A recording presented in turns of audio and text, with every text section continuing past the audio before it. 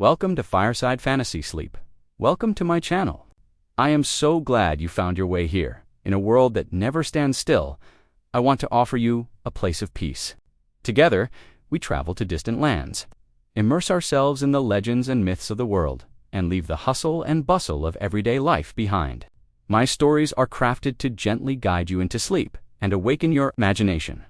If you enjoyed this journey and don't want to miss any future adventures, please give this video a like and subscribe to the channel. It truly helps this channel grow and allows me to accompany even more wanderers on their path into the night.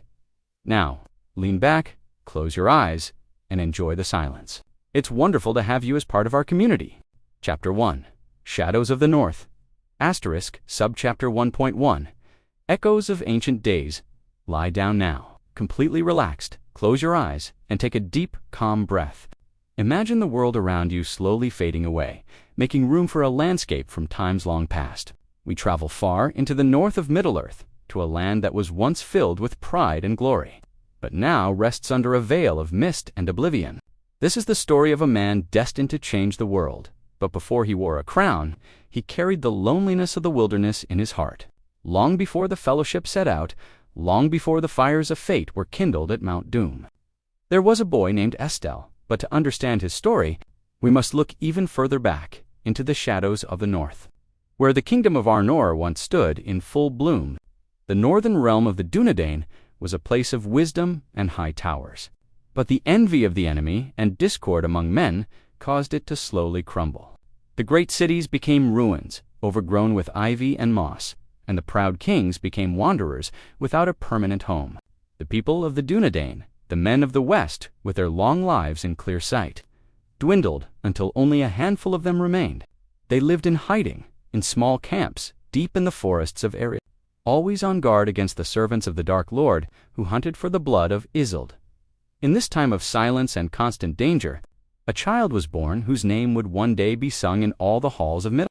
But on that night, as the wind whistled through the fir trees and the stars shone cold over the mountains of Angmar, he was just a little boy in the arms of his mother, Gilrain. The world knew nothing of him, and that was his only protection. The silence of the north was deceptive, for in the shadows lurked creatures that could sense the scent of royal blood from miles away. It was a time of waiting, a time when hope was but a glimmering spark in the darkness, preserved by those few who still remembered the ancient oaths. Subchapter 1.2.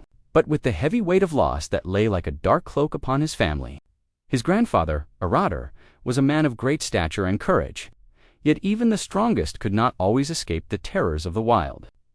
In the cold heights of the misty mountains, he was ambushed and slain by hill trolls of fate, shared by many of the rangers who tried to secure the borders of the north. His son Arathorn took over the leadership of the Dunedain, a man with solemn eyes who felt the burden of his people upon his shoulders. He loved Gilrain, a woman of noble birth and great inner strength, and together they hoped for a future where their son could grow up in peace. But fate was relentless. When little Aragorn was only 2 years old, his father Arathorn rode out to fight a horde of orcs that were ravaging the land.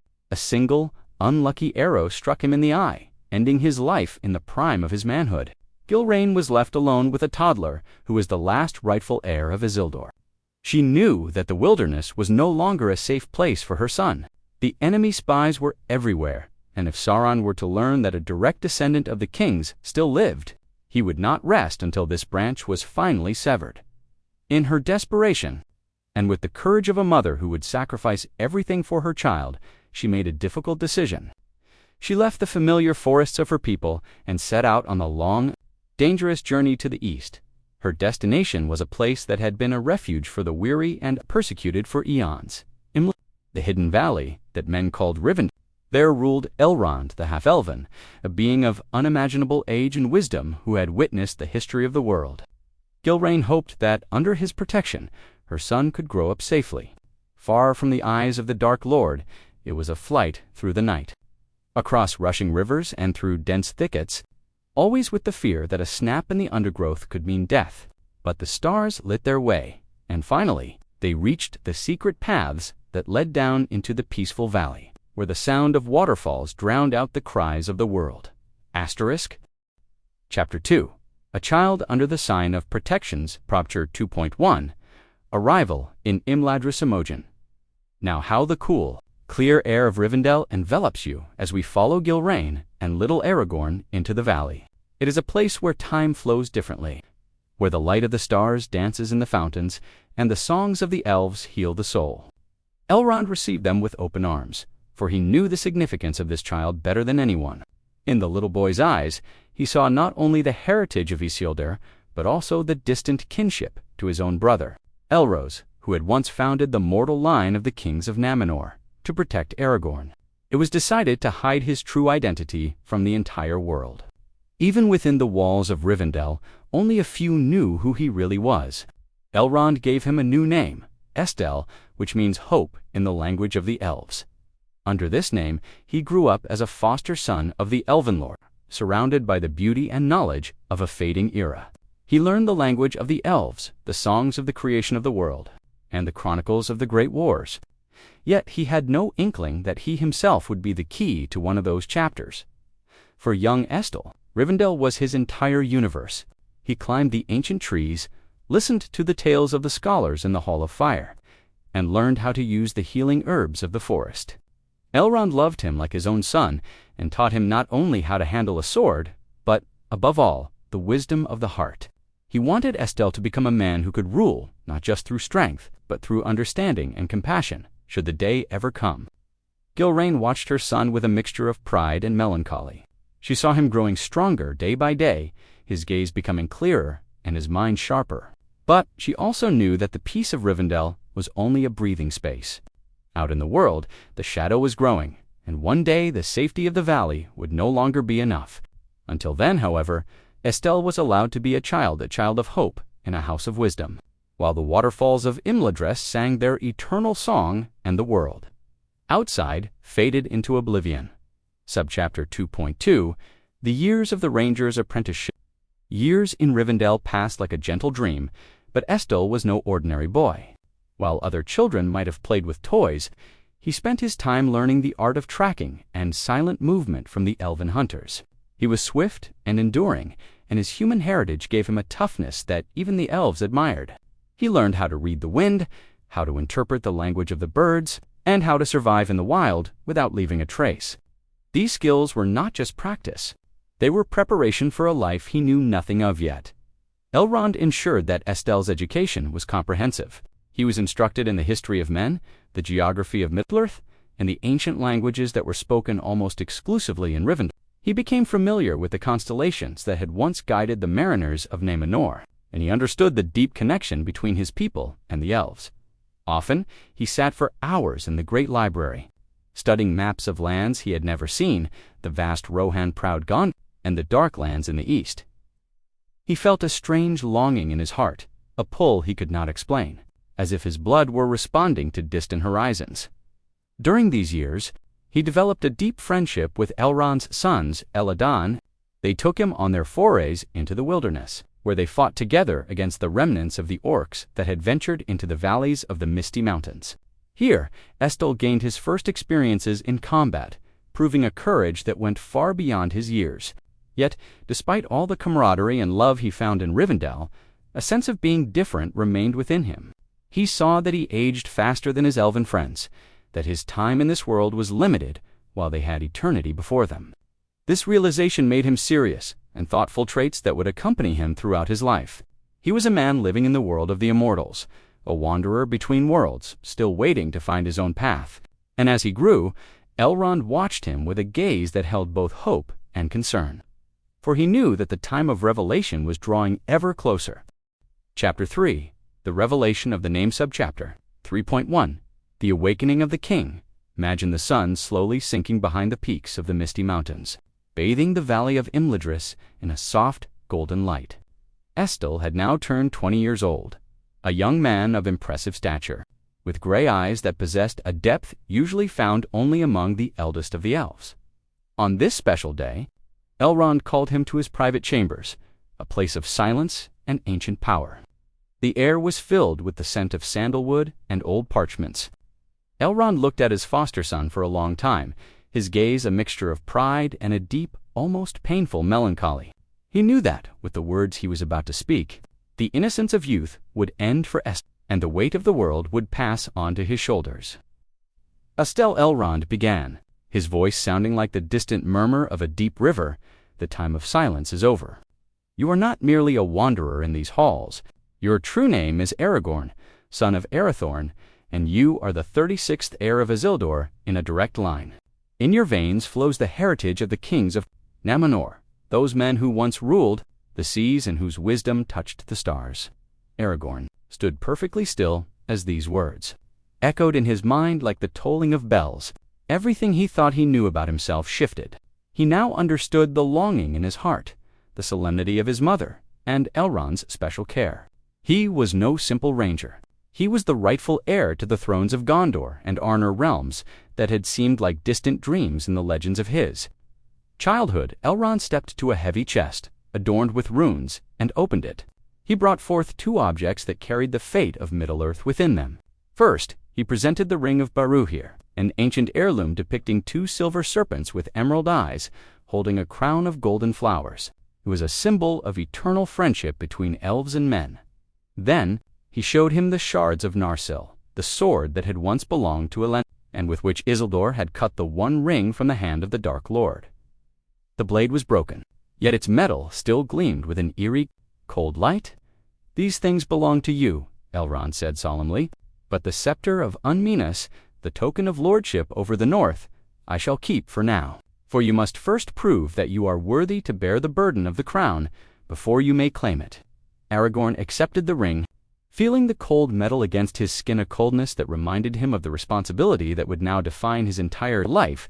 Subchapter 3.2 The Encounter at Twilight Inn. The days following this revelation, Aragorn often wandered alone through the woods of Rivendell to grasp the weight of his new identity. His heart was in turmoil, a mixture of awe for his ancestors and fear of the immense task ahead. One evening, as the first evening star shone brightly over the valley, something happened that would influence his life more than any crown or sword. He was walking through a secluded part of the gardens, where the trees looked like ghosts in the silver light of dusk. There, he saw a figure so perfect and beautiful that he believed he had stepped into a vision from the elder days. It was a woman, dressed in a gown of shimmering blue and silver, her hair dark as night, and her eyes radiant as stars. She seemed at one with the light and shadow of the garden. Aragorn stood rooted to the spot, his breath catching. He had seen many beautiful elven women in Rivendell, but this apparition possessed a grace and depth that surpassed them all. In his confusion, and captivated by her beauty, he called out the name Lithene, the legendary elven princess, who had once given up her immortality for the love of a mortal man. The woman turned to him, a gentle smile playing on her lips. "I am not Lithene," she said, her voice sounding like music in his ears, "though it is said that her fate lives on in my blood. I am Arwen, daughter of Elrond." Aragorn was deeply embarrassed by his mistake, but Arwen laughed softly and stepped toward him. She had only just returned from Lothlórien, the distant forest realm of her grandmother, Galadriel, which was why Aragorn had never seen her in all the years of his childhood. In that moment, under the light of the evening star, it happened. The hearts of the two were irrevocably interwoven. Aragorn saw in her not just the daughter of his foster father, but the light worth fighting for. Yet he also saw the insurmountable chasm between them. She was immortal, a being of the twilight, while he was a mortal man whose life would burn out like a brief spark in the darkness. This encounter gave him a new, burning motivation, but it also laid the foundation for a deep sadness that would accompany him from then on. He knew now why he had to claim his heritage, but the price for this happiness seemed higher than he could have ever imagined. Chapter 4 The Trial of the Hearts. Chapter 4.1 Elrond's heavy word news of the affection between Aragorn and Arwen did not remain hidden from Elrond for long. He possessed the gift of foresight and saw the threads of fate tightening around them. One day, he called Aragorn to him again. But this time, the atmosphere in the room was not one of solemn handover, but of a stern, almost harsh clarity. Elrond loved Aragorn like a son, but he loved Arwen with the infinite tenderness of a father who knows his daughter faces a choice that will either lead her to the eternal lands of the West or bring her the death of mortals. "Aragorn," Elrond said, his gaze as sharp as a blade, "you aspire to the highest that a man can desire. You love my daughter, the twilight of my people. But know this, Arwen Undamiel shall give her hand to none less than the king of both, Gondor and Arnor. She shall not be the wife of an exiled ranger who lives in the shadows of the wilderness. These words struck Aragorn deeper than any arrow. Elrond explained the bitter truth. If Arwen were to marry him, she would have to renounce her immortality. She would share the fate of men, age, and eventually leave the world, while her father and her people sailed across the sea to the west. It was a sacrifice of unimaginable proportions. Elrond did not want his daughter to suffer this pain unless there was a reason so great and glorious that it justified the sacrifice. The restoration of the kingdoms of men, the victory over the growing shadow in the east, and the unification of the severed realms only, that would be a worthy setting for such a union. Aragorn understood the hardness of this condition. He felt small and insignificant in the face of the monumental task. How was he, a single man without an army, without land, and without a crown, to rebuild the broken kingdoms of men? Yet in his desperation, he found a new strength. His love for Arwen became his compass, the light that would lead him through the darkest nights. He vowed to do everything to be worthy of her, even if it meant spending decades in loneliness and battle.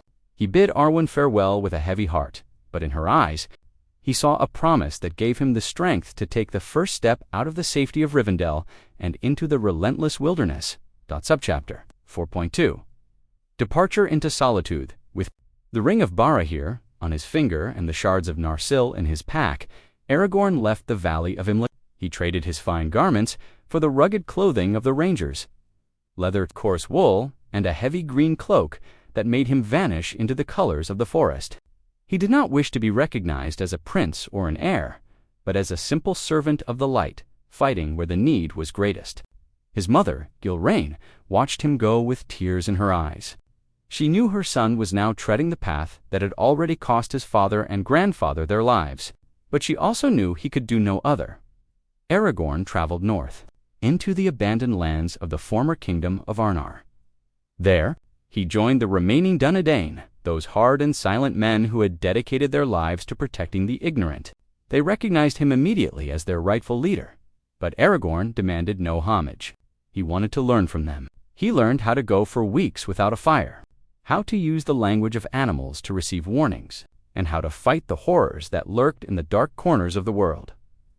During this time, people in the settlements of common folk began to give him names. In Bree, the small town at the crossroads, they called him Strider.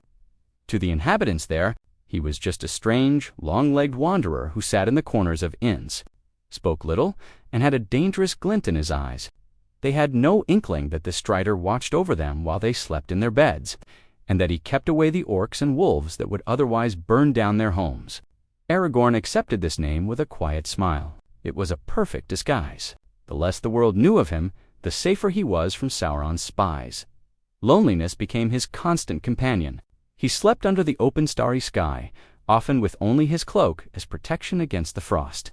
He learned to love the hardships, for they made him tough and vigilant. In the long nights by the campfire, he thought of the light of Rivendell and the face of Arwen, and these memories were like a warming fire within him.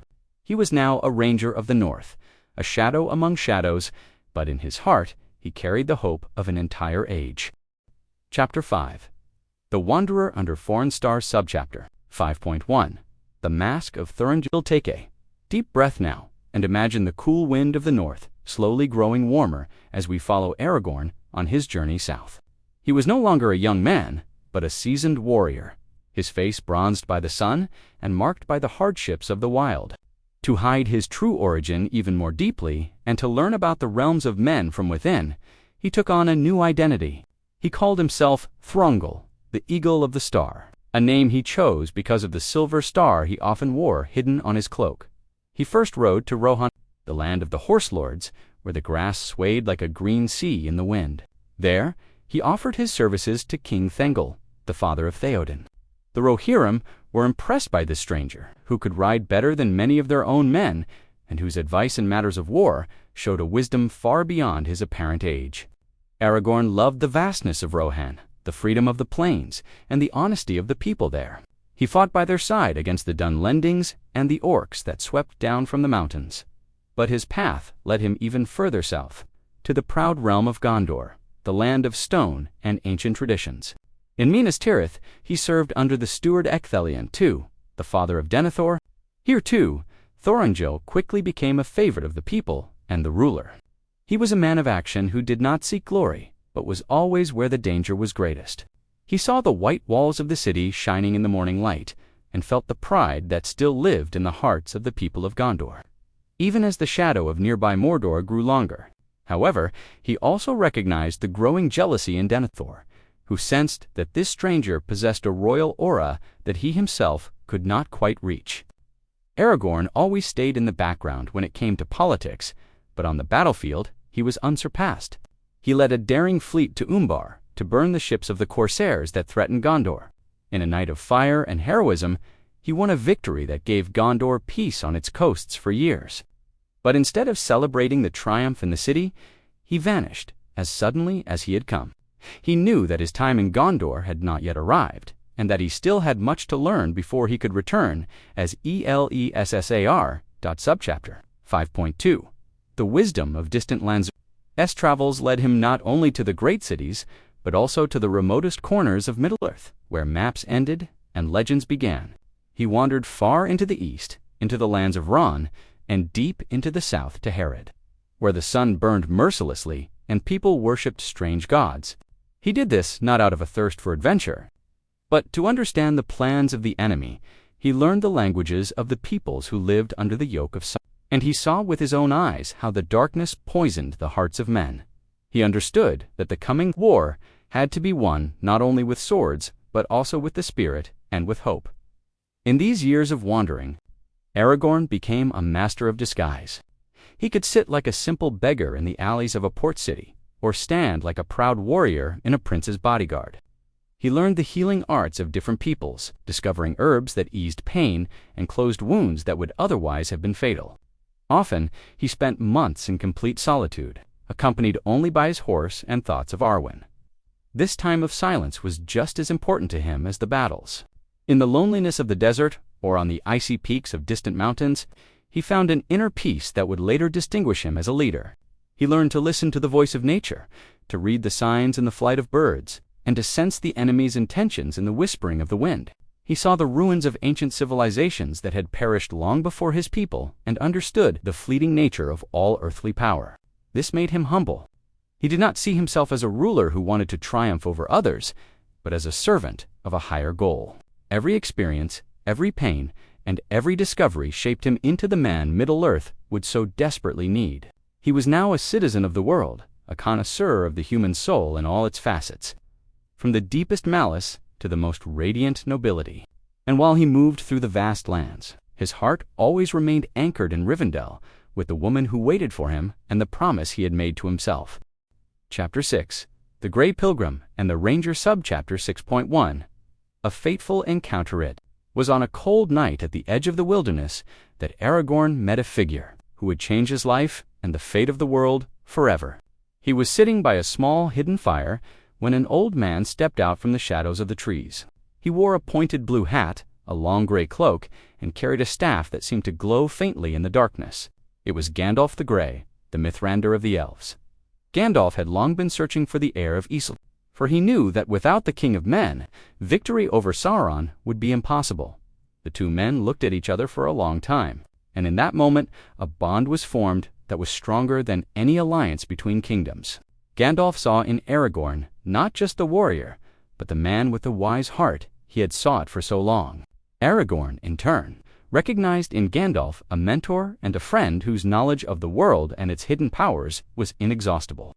From that day on, they often worked together.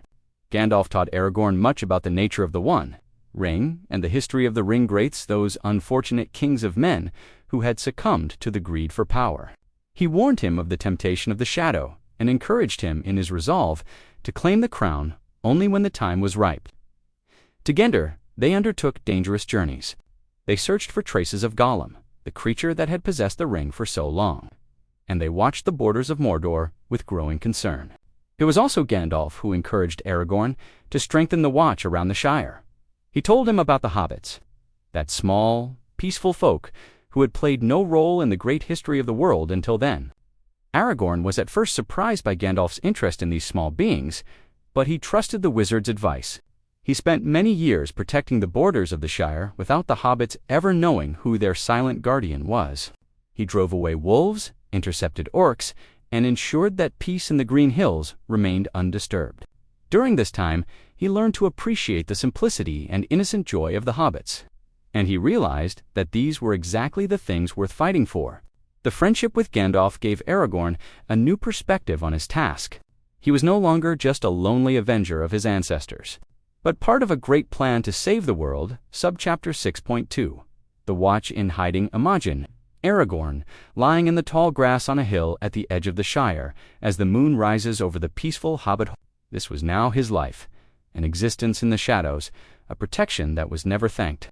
He and his rangers became those people outside to the Hobbit series figures to be avoided, and about whom scary stories were told over drinks at the Green Dragon. Aragorn did not mind. He took pleasure in the role of the nameless protector. He knew every path in the Shire, every ford across the Brandywine, and every thicket in the Old Forest. He watched as the hobbits celebrated their festivals, as they tended their gardens, and as they lived in complete ignorance of the horrors of the outside world. To him, this innocence was a precious thing that he wanted to defend with his life. Often, he met Gandalf in secret places to exchange information. The wizard seemed more concerned from year to year, and Aragorn sensed that the time of waiting would soon come to an end. The enemy was stirring in Dol Guldur and in Barad-dûr, and the shadows in the forests were growing thicker. Aragorn increased the patrols of the Dunedain. He called together his kinsmen from the north, those few remaining men of his people, who were ready to give their lives for a world that had long forgotten them. They were a brotherhood of silence, bound by ancient oaths and the leadership of their rightful king.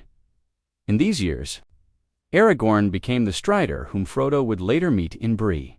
He was a man who spoke the language of the wild fluently, who no longer felt the cold, and whose eyes were always searching the horizon. He carried the weight of 80 years of experience within him. Yet, thanks to his Númenórean blood, he was in the prime of his strength. He was ready for what was to come, even if he did not know if he would ever see the end of the road. The Watch in the North was a hard school, but it completed the work that had begun in Rivendell. Aragorn was now no longer just the heir of East. He was the guardian of the weak and the terror of the darkness. And as he waited in the shadow of the trees, he knew that somewhere in the Shire, a small hobbit carried a legacy that would bring them all together. Chapter 7. The Burden of the Long Years. Subchapter 7.1. The Blood of Menor-Breth. Now calmly and steadily, as we imagine the decades passing over the land like clouds over a vast valley. Aragorn was now over 80 years old, an age at which other men have long since reached the end of their strength.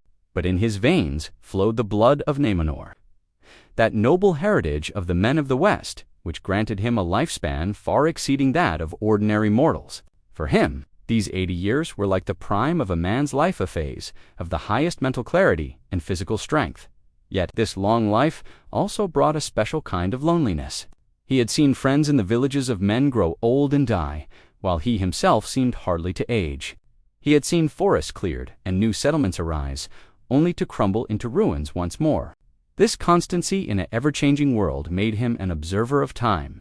He often felt like a ghost from a bygone era, a relic from the days when kings still spoke with elves in the long nights. Sitting alone by his small fire in the wilderness, he felt the weight of his ancestors upon his shoulders. He thought of Isildur and the moment he had succumbed to the temptation of the ring.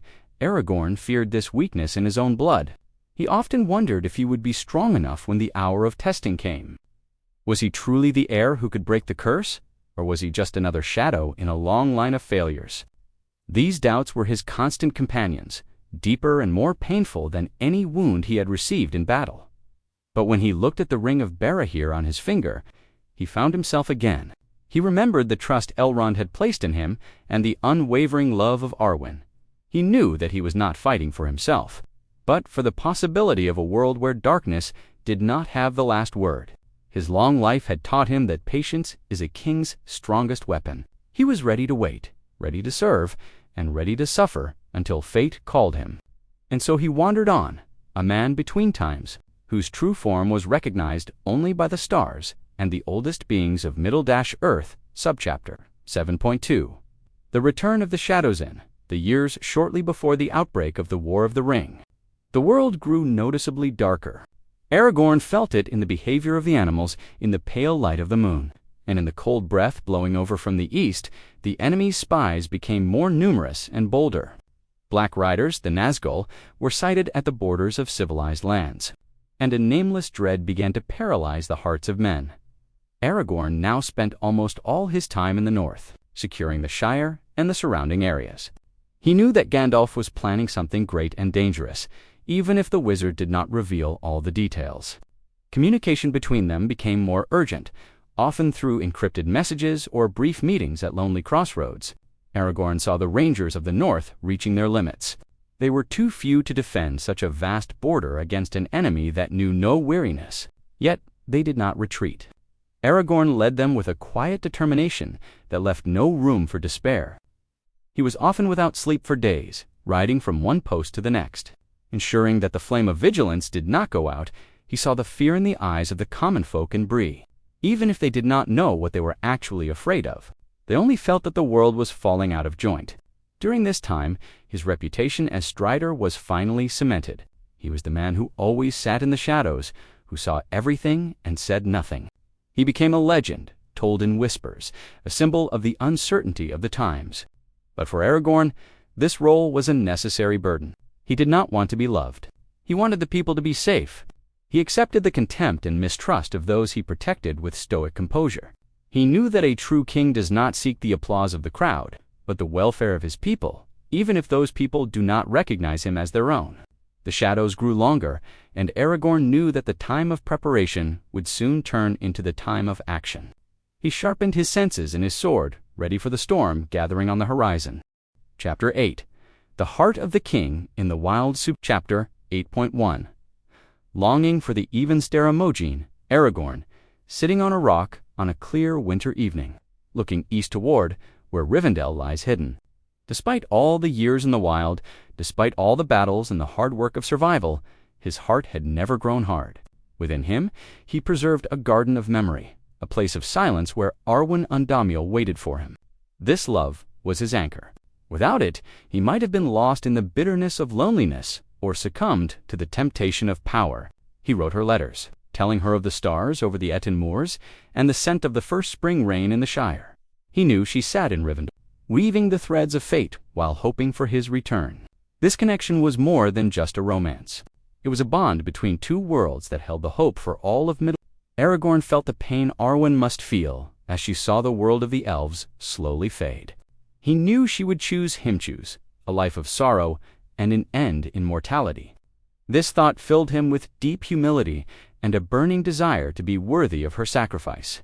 He wanted to give her a kingdom worthy of the Evenstar, a realm of peace and justice, but the way there seemed further away than ever in those dark days. Often he wondered if he would ever see her again, or if his fate was to die in a nameless ditch in the wild, without her ever knowing of his end. But then he saw the Evenstar shining in the sky, bright and unwavering, and he knew that their souls were connected across all distances and dangers.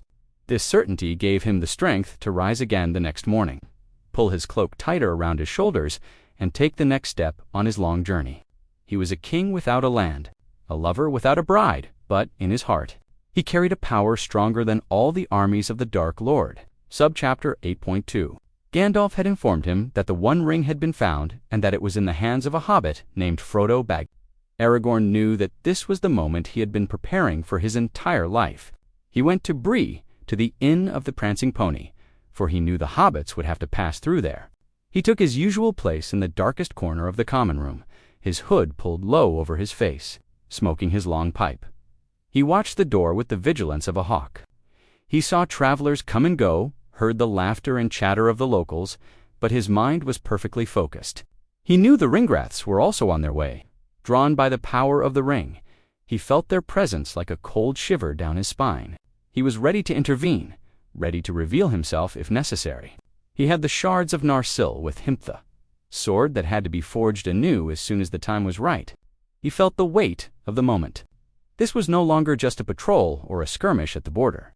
This was the beginning of the end. He thought of his ancestors, of Elendil and Isildur, and he asked the powers of the world for aid. He knew he would frighten the hobbits. A dirty, weather-beaten ranger was not a trust-inspiring sight, but he hoped they would see the truth in his eyes once he spoke. He prepared himself to be their guide, their protector, and their friend. He would lead them through the wilderness, past the lurking shadows, all the way to the safety of Rivendell, and there, in the halls of his foster father, the decision would be made whether he could finally take the name Elessar and claim the throne of his fathers. As he sat in the shadows and waited, he felt a strange calm come over him. The circle was closing. The years of wandering, learning, and waiting were over. The story of Aragorn the Ranger was drawing to its close, and the story of the king was beginning. He inhaled the smoke of his pipe, closed his eyes for a moment, and heard the distant echo of Arwen's voice in his mind. He was ready. Chapter 9. The Encounter at the Prancing Pony Sub. Chapter 9.1. The Gaze from the Shadows. Imagine yourself sitting in a dark, cozy corner of an old inn. The air smells of burning firewood, heavy ale, and the distant scent of rain lashing against the window panes outside. Aragorn, known here only as Strider, sat exactly there. In the deepest darkness of the common room of the Prancing Pony, his hood was pulled low over his face, and only the occasional glow of his pipe revealed that someone was there, watching the world with incorruptible vigilance. He had spent many years in the wild, but this evening felt different. The tension in the air was almost palpable, like the trembling of the earth before a mighty storm. Then the door opened, and 4 small figures entered. Dripping wet and visibly exhausted from their journey out of the Shire, Aragorn recognized them immediately. These were the hobbits Gandalf had spoken of. He saw their innocence, their fear, and the strange burden that seemed to weigh especially on the smallest of them, Frodo. While the other guests laughed and drank, Aragorn remained perfectly calm. He watched as Frodo introduced himself under the false name Underhill, and he saw the clumsiness with which they moved in this unfamiliar environment.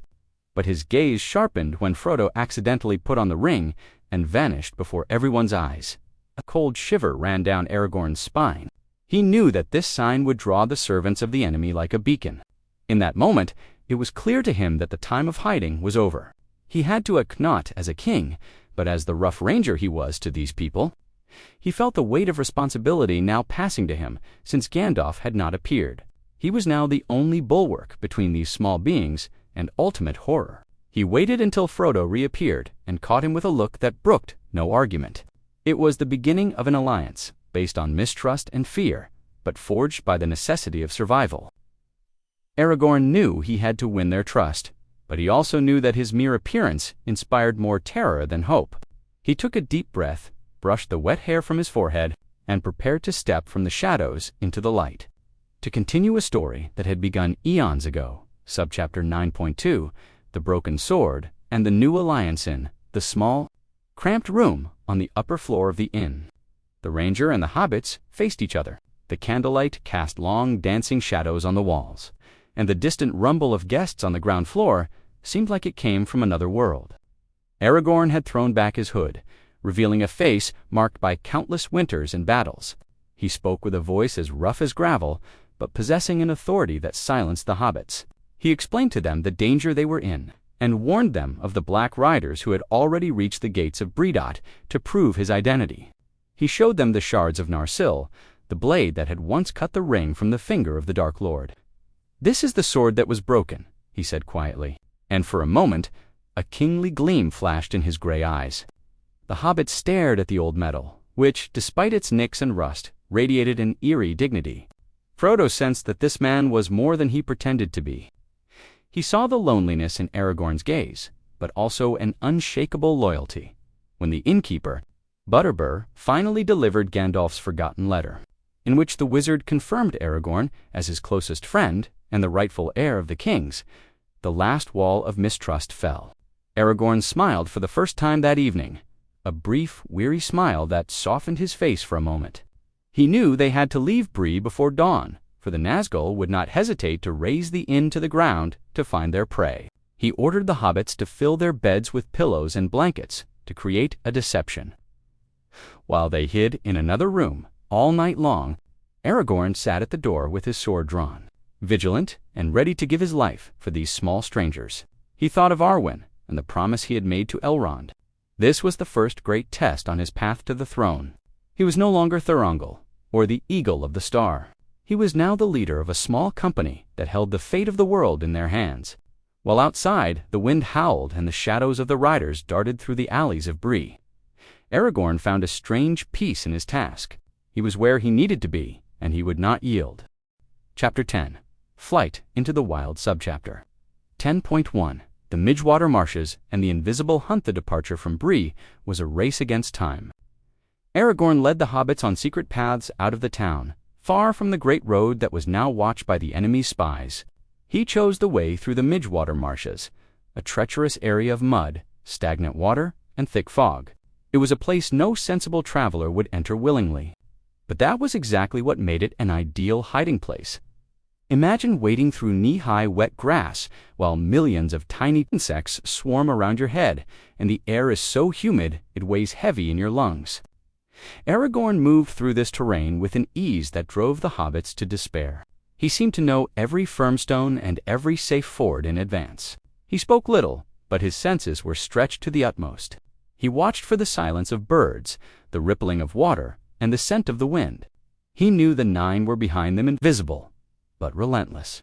The hobbits were exhausted, their small legs heavy with mud, but Aragorn urged them on gently, yet firmly. He told them stories of the elder days to distract their minds from the toil of the journey. He spoke of the great forests that once covered this land, and of the heroes who had walked here thousands of years ago. In these moments, he seemed less like a warrior and more like a wise teacher trying to keep the flame of hope burning in a dark world. He saw how Frodo kept reaching for the ring, and he felt the growing burden the thing exerted on the small hobbit. Aragorn knew he could not carry the ring for him, but he could pave the way. The nights were the worst. They could not light a fire, and the cold crept into their bones. Aragorn barely slept. He sat in the darkness, his cloak wrapped around his shoulders, listening for the distant shrieking of the Nazgul that cut through the silence of the night like a knife. He felt like the lonely ranger again, but this time he had a responsibility that went beyond his own survival. He was the shepherd of this small flock, and he would lead them through the Valley of Shadows, whatever the cost. Subchapter 10.2. The Horror on Weathertop. They reached Weathertop, the ancient watchtower of Amon-Sel, which rose like a broken tooth from the plain. It was a place full of history, where Elendil had once waited for the arrival of Gil-galad. But now it was a ruin, a bare summit under a vast gray sky. Aragorn hoped to see a sign from Gandalf from here, but he found only a hidden message on a stone that hinted at a struggle. The atmosphere on the summit was oppressive. The hobbits felt exposed, and Aragorn knew they were easy prey up here. He tried to hide them in a small hollow below the summit and lit a small fire to strengthen their morale and ward off the cold. He knew the fire might draw the riders' attention to them, but he decided that the hobbits' despair posed a greater danger than discovery, while he told them that the story of Beron and Lithene, that great love between a man and an elf that so mirrored his own fate, it happened. The shadows at the edge of the firelight thickened. 5 of the 9 approached, silent and filled with a cold that threatened to smother the fire. Aragorn leaped up to burning logs in his hands, his face a mask of grim determination. He saw Frodo put on the ring in his panic, and how the leader of the Nazgul struck him with a poisoned blade. With a cry not of this world, Aragorn threw himself at the attackers. He fought not with steel, but with fire and the pure will of a king. The Nazgul retreated before him, not because they feared his fire, but because they sensed the power that dwelt in his blood. They had marked their prey and withdrew for now into the darkness. Aragorn rushed to Frodo, who lay pale and lifeless on the ground. He saw the wound from a Morgul blade, and his heart clenched. He knew this was a wound no ordinary healer could close. He desperately searched for Athelas, the king's foil that still grew in these lands. He found it and used its healing power to at least slow the poison. In that moment, bent over the dying hobbit, Aragorn realized that the War of the Ring had begun for him personally. He had to bring Frodo to Rivendell, whether it cost his life or the fate of the world. The road was still long, and the enemy was close on their heels. But in Aragorn's eyes now burned a fire that even the 9 could not extinguish. Chapter 11. The Race Against the Shadow. Subchapter 11.1. The burden of the fading light. Imagine the cold autumn air seeping through your clothes as heavy mist lies over the hills of Eriador. Aragorn now carried a burden heavier than any pack, the responsibility for a life slowly slipping into the shadow world. After the attack on Weathertop, Frodo was little more than a shadow of himself. His skin was pale as parchment, and his eyes seemed fixed on a distance no mortal could truly grasp. Aragorn knew that every hour mattered. The Morgul blade had left a fragment of its dark power in Frodo's flesh, a splinter that was relentlessly moving toward his heart. Aragorn used all his knowledge as a ranger and healer. In the darkness, he searched for Athelas, the king's foil that men of this age regarded as little more than a weed. He crushed the leaves in his hands, and for a moment the air was filled with a scent of freshness and distant gardens. He laid the herbs upon the wound, and though Frodo's cries of pain eased, Aragorn knew this was only a brief reprieve. He urged the small companions onward. They had to avoid the great East Road, where the Nine lay in wait, but the rough terrain demanded its toll. Aragorn saw the exhaustion on the faces of Sam, Merry, and Pippin, yet he could show no mercy. He had to be hard in order to save them. Often he carried Frodo on his own back, feeling the unnatural cold that radiated from the small body, and he prayed to the powers of the West that they would reach Rivendell in time. In those nights, he did not sleep at all. He sat beside Frodo with sword in hand, listening to the distant howling of wolves and the eerie silence of the birds. He felt more alone than ever before in his long life. Gandalf was gone, and hope seemed like a dying light in a storm. Yet within him burned a defiance born of the blood of kings. He would not allow the enemy to corrupt this small hobbit. He would not allow darkness to prevail as long as breath remained in his lungs. Subchapter 11.2 The Encounter with the Light of the West as they neared the ford of Brunan. The last great barrier before the hidden valley, the situation seemed hopeless. The Nazgul were close behind them, and Frodo was barely conscious. Then, in their darkest despair, a figure appeared who seemed forged of pure silver. It was Glorfindel, one of the mightiest elf lords of the House of Elrond. Sent out to search for them, Aragorn felt an overwhelming relief at the white light that radiated from the elf. Glorfindel and Aragorn spoke briefly in the Elvish tongue, and Aragorn grasped the gravity of the situation. The Nine had gathered and were preparing a final strike. Glorfindel placed Frodo upon his white horse Asfaloth and commanded him to ride for the ford. Aragorn remained behind with the other hobbits. Ready to cover the retreat, he watched as the white horse streaked across the plain like lightning, pursued by the black shadows of the riders. It was a sight of terrible beauty. Aragorn and the hobbits ran after them as fast as they could, their hearts pounding. When they reached the ford, they saw Frodo standing on the far bank as the Nine attempted to cross the river. In that moment, the waters of the Bruinen rose summoned by the power of Elrond, and Gandalfan became a host of white, foaming horses that swept the black riders away. Aragorn stood on the bank, sword drawn, watching as the darkness was swallowed by the flood. He hurried to Frodo, who lay lifeless in the grass. Seeing the hobbit's pale face, a deep fear seized him. Was it too late? Had the shadow already won? He gently lifted Frodo and carried him the final miles up into the valley of Imlerith.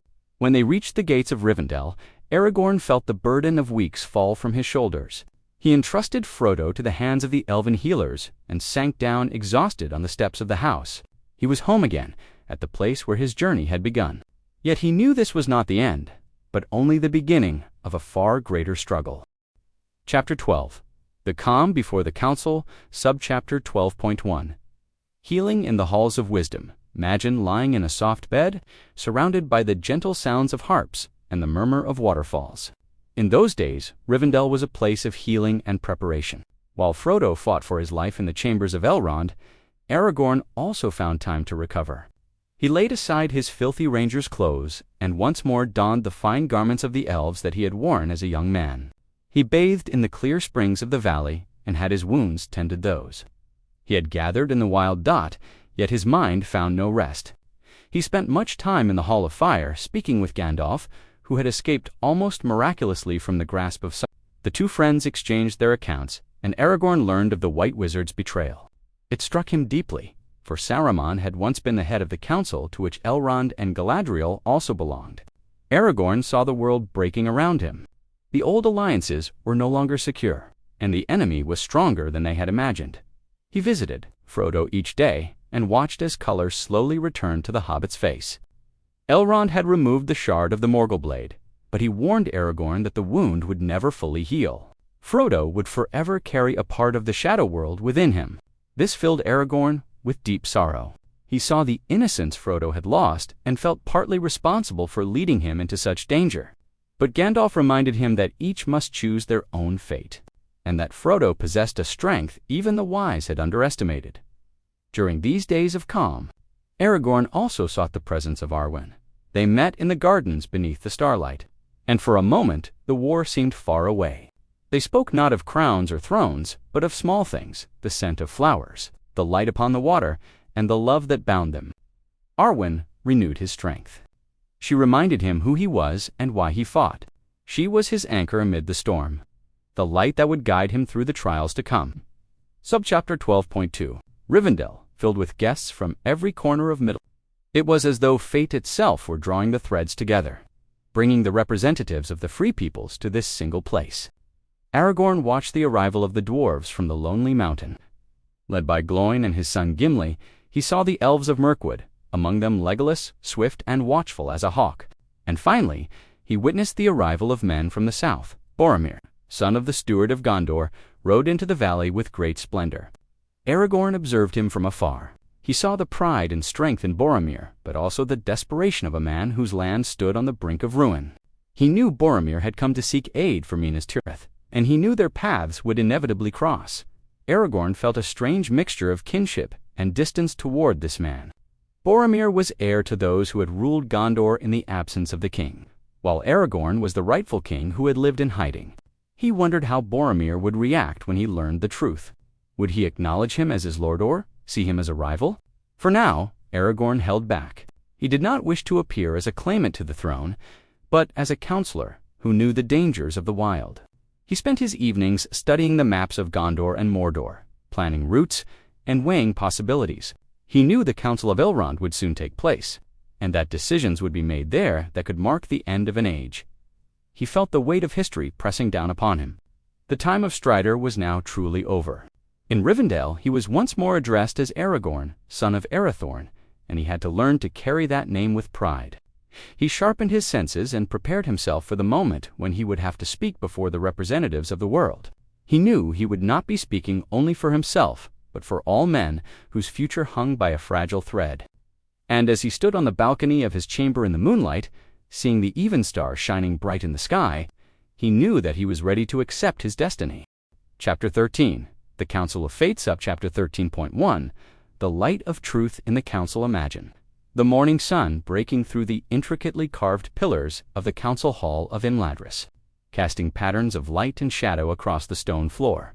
It is a cool, clear morning, and the air is filled with the scent of pine needles and the distant murmur of the Bruinen. Aragorn sat within the circle of the wise, of lords and warriors. He wore no armor, only a simple garment in the colors of the forest. Yet his presence was unmistakable. He studied the faces around him, the stern expressions of the dwarves, the timeless calm of the elves, and the restless pride of Boromir, of Gondor. As Elrond told the tale of the ring from its forging in the fires of Mount Doom to its finding by Bilbo Baggins, silence fell so deep that the fall of a leaf might have been heard. Aragorn felt eyes turn toward him when Boromir spoke of his dream, a dream of a broken sword that was to be found in Illidar's. In that moment, Aragorn rose. It was not a sudden movement, but one of quiet, majestic dignity. He laid the shards of Narsil upon the stone table at the center of the circle. The ancient metal gleamed dully in the sunlight. "Here is the sword that was broken," he said, his voice like the echo of a distant bell. Boromir stared at him in disbelief, his gaze shifting from the fragments of the blade to the weather-worn man before him. Aragorn saw the doubt in Boromir's eyes, the pride of a man who could not believe that the heir of kings had lived as a simple ranger in the wild. Yet Aragorn felt no anger. He understood Boromir's pain, the desperation of a people who had fought the darkness without a king for centuries. He spoke not of his right to the throne, but of his duty to men. He told of the long years of watch in the north, of the sacrifices of the Dunedain, and of the ceaseless hunt for the enemy. He revealed himself not to claim power, but to offer his service. In that moment, the council witnessed a transformation. The Strider of Bree faded away, and in his place stood a man whose heritage was as ancient as the stones of Minas Tirith. Aragorn knew the ring could not be used to defeat the enemy, for that would only create a new Dark Lord. He stood with Gandalf and supported the plan to destroy the ring, even though it meant marching straight into the heart of darkness. Subchapter 13.2 The Fellowship of the Ringmen. Frodo finally spoke his voice, quiet but steady, declaring that he would carry the ring to Mordor. Though he did not know the way, Aragorn felt a deep stirring in his soul. He saw a courage in this small being greater than any he had witnessed among the mighty warriors of men. He stepped forward and knelt before the hobbit. "If by my life or death I can protect you, I will," he said solemnly. "You have my sword." With these words, he bound his fate irrevocably to Frodo's. He knew this path could lead to death, yet he felt a strange clarity. This was the task for which he had been born. One by one, the others joined. Gandalf the wise guide, Legolas the swift elf, Gimli the steadfast dwarf, Boromir the strong warrior of the south, and Frodo's loyal friends from the Shire. Thus the 9 companions were formed. Set against the 9 ringwraiths of the enemy, Aragorn saw in this fellowship a final hope for Middle-earth, a bond that bridged ancient enmities between elves and dwarves, between men and the natural world. In the days that followed the council, the company prepared for departure. Aragorn spent long hours inspecting equipment and studying maps. He knew they could not march as an army, but must move as shadows, slipping unseen through hostile lands. He spoke often with Boromir, seeking to build a bridge between them. He sensed the struggle within the man of Gondor, the quiet pull of the ring, though Boromir would not yet admit it. Aragorn felt concern for his companion, but he also knew that every soul must face its own trials. Strengthened by the fellowship, Aragorn no longer felt like a lone wanderer. He was part of something greater, single link in a chain meant to hold the world back from the abyss. And as he watched the stars above Rivendell, he felt Arwen's presence, silently giving her blessing. He was ready to take the first step into the greatest uncertainty of his life. Chapter 14. The Flame of the West. Subchapter 14.1 The Reforging of the Blade Deep within the Forges of Rivendell, where the fire never dies, and the sound of hammers upon anvils echoes like a steady heartbeat through the stone. A wonder of craftsmanship took place. The elven smiths gathered the shards of Narsilda blade, broken for 3,000 years, and began to remake it. Aragorn often stood at the doorway, watching the process. He saw the ancient metal glow white-hot in the flames, the dross of centuries falling away, and the fragments merging once more into a single form beneath the skilled hands of the masters. To him, it was a deeply symbolic act. As the sword was reforged, so too must he be reforged, melding the ranger, the warrior, the lover, and the heir into one man ready to lead a people. When the blade was finished, it was fairer and sharper than ever before. Runes adorned it, telling of sun and moon, and it shone with an inner light that seemed to drive back the darkness. Aragorn took the weapon in hand and felt perfect balance. It was no longer Narsil, the sword of downfall, but Andril, the flame of the west. "This is my sign," he whispered as he raised the blade. He knew this sword would become a symbol of hope for all free peoples. It affirmed both his lineage and his calling. He now wore it openly at his side, no longer hidden in a bundle, but carried as the rightful heir of a king. Its weight reminded him with every step of the responsibility he bore. Armed with the wisdom of the elves and the strength of men, he felt ready to face the shadow of Mordor with pride, but with the quiet resolve of one who knows he walks the right path. The forges of Rivendell had given him more than a weapon. They had returned his identity. Subchapter 14.2 Farewell to the Evenstirth. Evening before departure was filled with a quiet melancholy. Aragorn sought out Arwen one final time in the gardens. They stood upon a bridge above the rushing water. Moonlight reflected in their eyes. No words were needed, for their hearts spoke the same language of sorrow and hope. Arwen gave him a gift he would carry for the rest of his journey, the Evenstar, a jewel of white stone set upon a silver chain. It was a symbol of her love and her sacrifice. "Wear this," she said softly, "and remember that my heart goes with you, wherever your path may lead." Aragorn accepted the jewel and felt a warmth flow through him, as though a part of her spirit now remained close. He knew this farewell might be forever. If he failed, the world would fall into darkness. and Arwen would sail across the sea with her people, leaving him behind in emptiness. If he succeeded, she would give up her immortality to grow old and die at his side. It was a choice between two kinds of loss yet. For them, there was no other path. Aragorn kissed her hand and promised to do all he could to return. He saw the tears in her eyes, but also her unwavering faith in him. That faith was his greatest treasure. He left the garden with a heart heavy with sorrow, yet firm with resolve. He was no longer a seeker. He was a man with purpose. He joined the other companions as they tightened their packs. Gandalf waited at the head of the company, his staff glowing faintly in the twilight. Aragorn looked back one last time at the lights of Rivendell, the house that had sheltered him for so long. Then he turned south, toward darkness and uncertainty. The road of the Fellowship had begun, and with it, the final chapter in the tale of the ranger who would become a king. Chapter 15, The Wrath of the Mountain subchapter, 15.1. The ascent into the icy heights in the gentle breeze of Rivendell slowly turning into a biting, icy howl as the Fellowship leaves the sheltering valleys and climbs into the foothills of the misty mountains. Aragorn walked at the front, his gaze fixed on the horizon where the towering peak of Caradhras, the Red Horn, rose like a threatening guardian against the sky. The air grew thin, and every breath burned like fire in the lungs. Aragorn sensed the growing unrest of nature itself. It was as though the mountain harbored an ancient resentment against all living things. He watched the small hobbits sink into the deep snow, their faces red with cold, yet their resolve unbroken. Aragorn helped where he could, carrying the weakest across the most dangerous stretches and offering words of encouragement, even as his own heart grew heavy. He knew the enemy's eyes were everywhere, and the storm that descended upon them felt far from natural. It was a malicious force. Striving to bar their path, the cold crept through even the thickest cloaks, and the snow piled so high that progress became nearly impossible. Aragorn and Boromir worked side by side to carve a path through the white Masuza, rare moment of unity between the two. Men of the South, in this frozen hell, Aragorn became once more the ranger.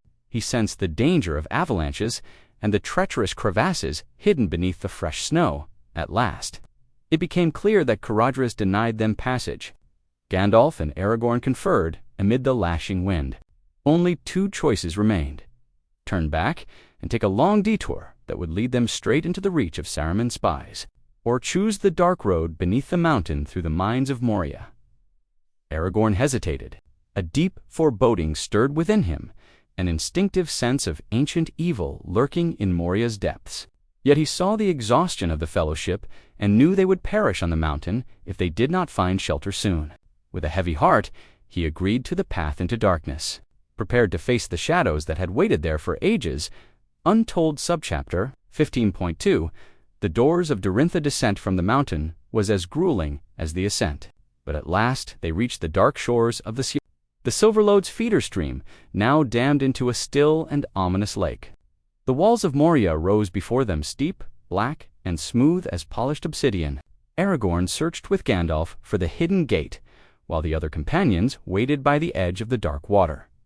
The silence of that place was unnatural, as if the world itself were holding its breath. Aragorn felt a presence in the water, something ancient and hungry, watching from the depths. His hand rested on the hilt of Andril, ready for an attack that could come at any moment. At last, under the silver light of the moon, the runes upon the doors of Durin appeared. "Speak, friend, and enter," Gandalf read. And after long puzzling, the great stone doors slowly opened. But just as they were about to enter, a tentacle shot from the water and seized Frodo. Aragorn reacted in an instant. With a shout, he hurled himself at the creature, his blade flashing in the moonlight as he severed the slimy limbs. It was a desperate struggle at the edge of the abyss. The Fellowship fled into the darkness of the mines as the doors crashed shut behind them. Torn down by the fury of the Watcher in the water, they were now trapped within the belly of the mountain, with no way back and surrounded by a darkness so thick it seemed almost tangible. Aragorn lit a torch, and the flickering light revealed the vast halls of Khazad-dûmoens, the glory of the dwarves, now only empty tombs. He saw the grief in Gimli's eyes and felt the shiver that ran through the hobbits. They had entered a realm where sunlight was nothing but a distant memory. Aragorn took the rear guard while Gandalf led them with his glowing staff. His senses were razor-sharp, alert for every distant echo, every scrape of stone. He knew they were not alone. The shadows of Moria had begun to close around them. Chapter 16. The Shadows of Khazad-dûm's 16.1. The Journey Through Darkness. Imagine walking through endless black corridors where the only sound is the rhythmic echo of your own footsteps. Time lost all meaning in Moria. There was no day and no night, only the eternal gray of stone and the deep black of yawning chasms. Aragorn moved silently behind the group, his eyes constantly searching the darkness. He saw remnants of former greatness, immense pillars rising like petrified trees and deep shafts plunging into the bowels of the world. He felt the weight of the mountain above them, millions of tons of rock pressing down. Yet, more oppressive than the physical burden was the weight upon the mind. The darkness seemed to whisper, awakening old fears and doubts. Aragorn noticed Frodo glancing over his shoulder again and again, as if seeing something hidden from the others. He knew Gollum followed them, a creeping presence that had clung to them since the gate. Aragorn spoke quietly with Gandalf about their supplies and the path ahead. They passed through crossroads where even the wizard hesitated. In these moments of silence, Aragorn felt the deep bond forming among the Fellowship. They depended on one another as never before. He saw Boromir watching over the younger hobbits, and Legolas and Gimli, despite ancient prejudices, beginning to respect one another. Moria was a trial of their souls. Aragorn remembered the tales of Durin's Bane, the nameless terror that had driven the dwarves from their home. He prayed that the creature still slept deep in the mountain's roots. But the deeper they went, the more the air changed, growing hotter, heavier, reeking of sulfur and ancient decay. The drums of the deep, spoken of in legend, seemed to beat within his own blood. He knew they had been discovered. The orcs of Moria were gathering Gand with them, something far more dreadful.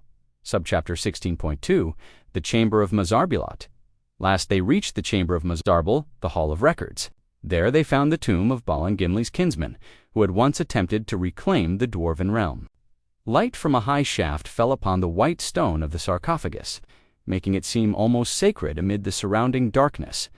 Then the silence shattered. A deep, thunderous drumming began, shaking the ground beneath their feet. "They are coming," whispered Legolas, whose elven ears sensed the danger first. Aragorn and Boromir threw themselves against the heavy stone doors. Barring them as best they could, the hobbits drew their small swords, their faces pale but resolute. Then the storm broke. Orcs and a massive cave troll battered the doors. Aragorn fought with a ferocity that even the orcs recoiled from. Andril flashed in the darkness like a silver lightning bolt, each strike deadly. He saw Frodo attacked by the troll, and his heart stopped as the creature's spear struck the hobbit. But by a miracle, Frodo survived, protected by his hidden coat of mithril mail. A wave of relief swept through Aragorn, but there was no time to linger. The enemy numbers were overwhelming. "To the bridge!" cried Gandalf. They fled through the burning halls, pursued by an army of shadows. And then it happened. From the depths rose a being of fire and darkness, a Balrog of Morgoth, a demon of the ancient world. Aragorn felt a chill in his heart that had nothing to do with the mountain's snow. This was an enemy no mortal blade could defeat. He watched as Gandalf stood upon the narrow bridge of Khazad-dûm and faced the creature. "Fly, you fools!" the wizard cried, before plunging with the demon into the abyss. Aragorn surged forward, desperate to save his friend, but Boromir held him back. He saw the terror in the hobbit's eyes, and knew that now the leadership fell to him. With tears burning in his eyes and a cry of despair, he led the Fellowship out of the mines into the blinding light of day. They had lost their guide. And in that moment the world seemed darker than the deepest shafts of Moria. Sword in hand, looking upon his weeping companions, he knew that he was now the one who must lead them through the darkness ahead. The Ranger had become at last the leader of the Fellowship. Chapter 17. The Golden Light of Lorien Sabaptishti. 1. Refuge in the heart of the forest. Imagine the painful darkness of Moria slowly fading, giving way to a light so pure and golden that it seems to warm the soul itself. The Fellowship, marked by the loss of Gandalf and the exhaustion of their flight, reached the borders of Lothlórien, the hidden forest realm of the Galadrim.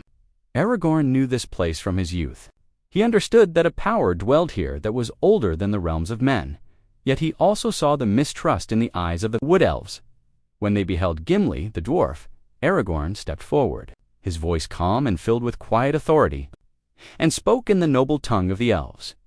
He vouched for each of his companions and reminded the guards of the ancient alliances. At last, they were led deeper into the forest, past the towering malern trees whose leaves shimmered like liquid gold in the wind. Aragorn felt the peace of this place reaching out to soothe his grief. Yet his heart remained heavy. He carried the burden of leadership alone now. In Caras Galadon, the city of the trees, they stood before Celeborn and Galadriel. Aragorn met the gaze of the Lady of the Wood and felt her presence search his soul. She saw the ranger, the king, and the grieving friend.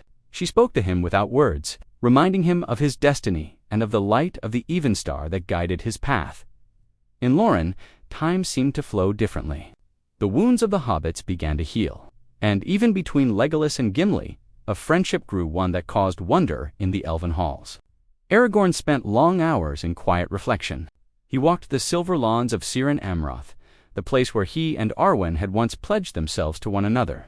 He felt her presence in the whisper of the leaves and in the scent of the Elinor flowers.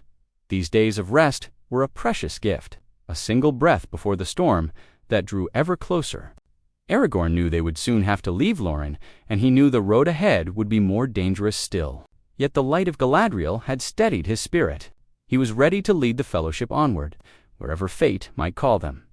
Subchapter 17.2 The Gifts of the Lady before the fellowship departed the forest. Galadriel bestowed upon each of them a gift that was far more than a simple possession. They were tools for survival and symbols of hope. Aragorn received a precious sheath for his sword Anduril, adorned with runes of silver and gold, ensuring that the blade would never be nicked or broken in battle. But the most important gift was the Elessar, the elf stone, a green jewel shaped like an eagle with outstretched wings. "This stone has been kept for you," Galadriel said, and prophecy echoed in her voice. "Wear it as a sign of your hope and of your name." Aragorn accepted the stone and felt a new strength rise within him. He was no longer only the heir of Isildur. He was Elessar, the bringer of healing. The fellowship also received gray elven cloaks that rendered them nearly invisible in the wild, and boats to carry them along the great river Anduin. The farewell to Lórien was filled with quiet sorrow. As they drifted downstream in their boats, Aragorn saw Galadriel standing upon the shore, a lone figure in white, offering them a final farewell. He knew they had left the last safe haven behind. Before them lay a wide land scoured by Saruman's spies and the armies of Sauron. Aragorn took the lead boat. With Frodo and Sam beside him, he watched the water, the banks, and the sky with the tireless vigilance of a hunting bird. He sensed the growing unrest in Boromir, seated in the last boat, whose gaze strayed ever more often toward Frodo and the Hidden Ring. Aragorn knew the fellowship stood at a fragile turning point. The ring was beginning to exert its poisonous influence, and the unity forged in Rivendell and Moria threatened to fracture. He rode in silence, muscles taut, mind fixed on the next bend of the river. The Anduin was a mighty Alibut. It was also carrying them ever closer to the borders of Gondor and the shadows of Mordor. Chapter 18 The Breaking of the Fellowship 18.1 The Argonath and the Legacy of Kings Imagine. The boats of the Fellowship, gliding through a narrow gorge where the rock walls rise so high they swallow the sunlight. And then, suddenly, the river widens, and before them stand the Argonatha pillars of the kings, two colossal statues of stone. Likenesses of Isildur and Anarion tower hundreds of feet above the water, their hands raised in a gesture of warning and pride. Aragorn rose in his boat, and for a moment it seemed as though he merged with the stone giants themselves. "Behold, my fathers," he cried, his voice free of doubt. In that instant, he was no ranger of the wild, but the rightful heir returning home. He felt the power and the history of his people carved into those monuments. Yet awe quickly gave way to harsh reality. They reached Parth Galen, a green lawn at the foot of Amon Hen, above the roaring falls of Rhoros. Here, a decision had to be made. Would they go east, straight toward Mordor, or south, to aid Minas Tirith in its struggle? Aragorn saw the conflict in the eyes of his companions. His own heart pulled toward Gondor, Yet he knew his first duty lay with Frodo. As they camped, the inevitable occurred. Boromir, driven by despair for his land and by the lure of the ring, tried to seize it from Frodo by force. Aragorn heard Frodo's cry and saw him vanish as he put on the ring. The betrayal struck Aragorn like a physical wound. He searched for Frodo but could not find him. Instead, he encountered Boromir, wandering the woods in tears and remorse. "I have failed," Boromir confessed, and Aragorn saw a broken man before him. There was no time for reproach. The horn of Gondor sounded a deep, mournful call echoing through the trees. The Uruk-hai, Saruman's bred warriors, had found them. Subchapter 18.2, Boromir's last battle and the new path Aragorn ran through the undergrowth, Andril in hand. Following the sound of the horn, he found Boromir in a clearing, pierced by many arrows, surrounded by the bodies of countless orcs. The son of Gondor had fought to his last breath to protect Merry and Pippin, but he had been overcome. Aragorn knelt beside him and took his hand. "You have fought bravely," he said softly. "You have kept your honor." Boromir looked at him with failing eyes. "I would have followed you," he whispered. "My brother, my captain, my king." With those words, he died in Aragorn's arms. It was a moment of deep sorrow and of clarity. The fellowship was broken. Frodo and Sam had already fled across the river in a boat, choosing to continue the road to Mordor alone. Merry and Pippin had been captured by the orcs. Aragorn stood on the riverbank with Legolas and Gimli at his side. He looked at Frodo's empty boat, then at the tracks leading west. He faced a choice. "Follow the ring-bearer, or save the captured hobbits," he said firmly. "We leave behind all that weighs us down. We will hunt." In that moment, the guardian of the ring became the hunter of orcs. He cast aside his cloak, checked his boots, and gazed toward the wide plains of Rohan stretching before them. The tale of the ranger had taken a new turn. He was no longer the keeper of a secret, but the avenger of his friends. With Legolas and Gimli beside him, he began the legendary run across the plains of chase that would be sung of among men. A new fierceness burned in his blood, a resolve that knew no weariness. He was Aragorn, heir of Isildur, and he would not rest until his friends were freed and the shadow driven back. The sun rose over the hills of Rohan, and three figures sped like arrows across the grass, driven by a hope stronger than death itself. Chapter 19, The Hunt Across the Plains. Subchapter 19.1. Three hunters in the wind of Rohan. Imagine the endless horizon of Rohan stretching before you, a sea of rolling, golden grass beneath a wide, pale sky. The wind carries the scent of freedom and distant adventure.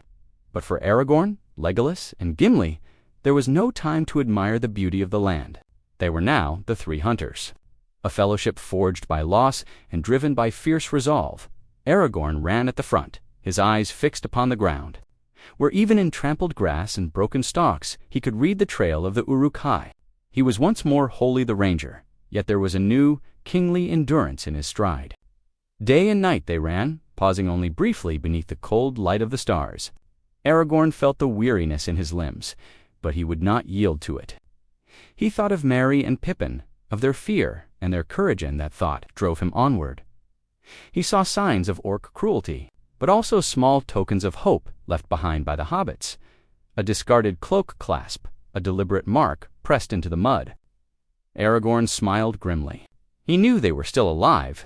The vastness of Rohan demanded everything of them, yet the bond between man, elf, and dwarf had become unbreakable. They spoke little, for breath was precious, but their rhythm was perfectly matched. Aragorn felt at one with the land, as though the blood of his ancestors who had once ridden these plains pulsed through his veins. He was no longer a stranger in this world. He was its rightful guardian, hunting the shadows that dared to stain the light. Subchapter 19.2. They heard the distant thunder of hooves. A company of riders in shining mail, spears raised, surrounded them on the open plain. It was Eomer, third Marshal of the Mark, with his eared. Aragorn stood calmly, his hand not upon his sword, but open, and at peace, yet his presence was so commanding that the riders hesitated when Eomer demanded his name and purpose. Aragorn revealed himself with a clarity that allowed no doubt. He spoke of his heritage, of the broken sword, and of the hunt for the orcs. Eomer, a man of honor and courage, recognized the truth in Aragorn's words. he saw not a ragged wanderer, but a man one would follow into battle. He gave them horses Hisafel and a rod so they could continue their pursuit. Aragorn felt the warmth of the horse beneath him and the power of the beast, and for a moment he felt like the kings of old, leading hosts across these fields. Yet Ymir's news was bitter. The orcs had been overtaken and destroyed in the night, but of the hobbits there was no sign. Aragorn did not lose heart.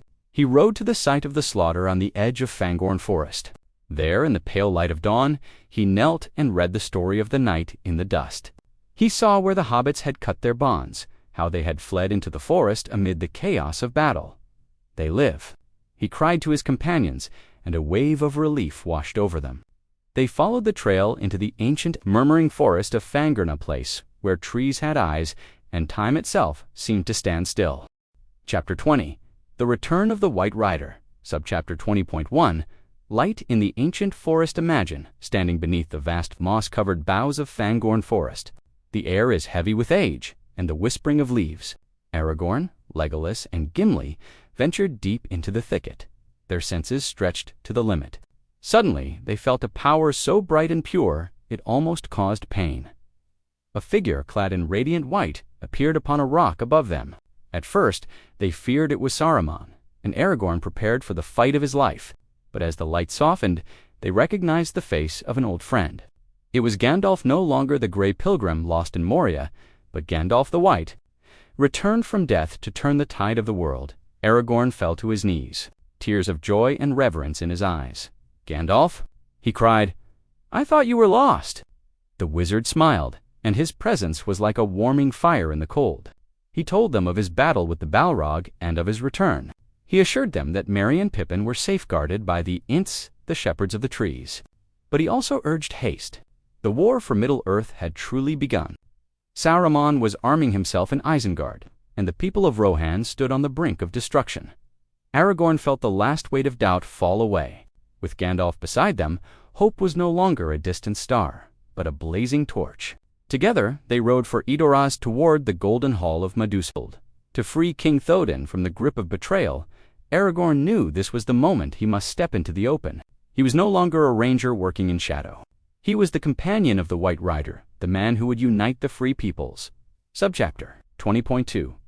The road to the throne begins. The tale of Aragorn's beginnings ends here. On the eve of the great battles of Helm's Deep and the Pelennor Fields, we have followed him from his childhood as Estel in the peaceful halls of Rivendell, through the lonely years in the wild as Strider, and onward through his journeys as Thorungal in the distant south. We have seen him find the love of his life and endure decades of hardship to prove himself worthy of her. Now he stood on the threshold of his destiny. He was 88 years old, yet within him burned the strength of an entire age. He had learned to heal, to lead, and to sacrifice. He bore Andril at his side and the Evenstar upon his heart. Soon the world would know him as Elessar, the king who would reunite the realms of men. As he sat beside the campfire, gazing into the flames, he was simply a man who loved his friends and believed in the future. He thought of Frodo and Sam walking their lonely path somewhere in the darkness of Mordor, and he sent them all his strength. He knew the road ahead would still be long and filled with pain, but he was no longer afraid. He was the heir of Isildur, and he would not falter now. Breathe in slowly and deeply. The story of Aragorn is a story of hope that never dies, no matter how dark the night may be. Let that hope flow gently into your heart as you drift into a deep, peaceful sleep. The stars above Middle-earth watch over you, just as they watched over Aragorn on his long road through the wild dot. All is safe, all is well. Sleep now, wanderer, and dream of golden halls and green fields of a realm that shall never fade.